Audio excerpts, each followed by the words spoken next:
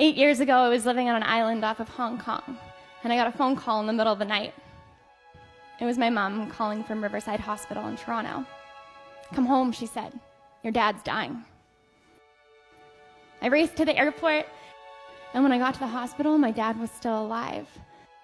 And his eyes were open, but he didn't have a lot of life left in him. So my family gathered in and said our goodbyes, and we thought that this was it. But my dad, whose motto in life was never give up, just wasn't ready to give up. It was the first time in a long time we'd all been together as a family, and he just wanted to be together with all of us. So we hung on.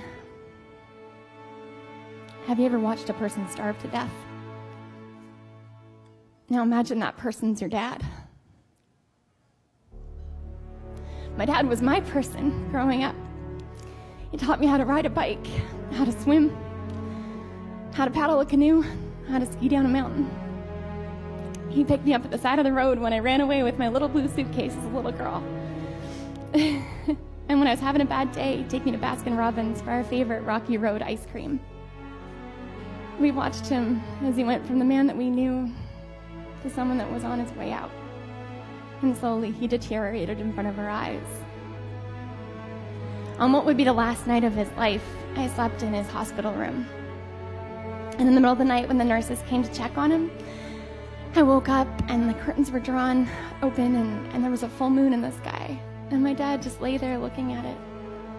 And I sat up and I held his hands and I told him all the things that I'd wanted to say. I told him that I was sorry. I was sorry for running away to the other side of the world, and I was sorry that I wasn't there for him. And even though we couldn't talk, he squeezed my hand and he looked at me, and I knew that I was forgiven. And the next day, with my brother and my mom and I holding his hands, my dad took his last breath. That week together and my dad's death, it changed my life. 2 weeks later, I was on another plane, taking another job.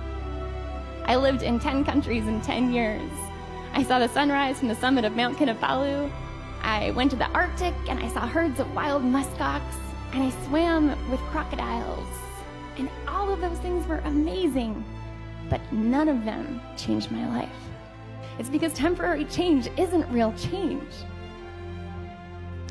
And then 4 years ago, I was walking and a firefly flew right up in front of me. And I hadn't seen a firefly since my dad died. And I was totally stunned, and I stuck up my finger and the firefly landed right on the tip of my finger. And I was so shocked I completely forgot where I was. And I said, "Dad?"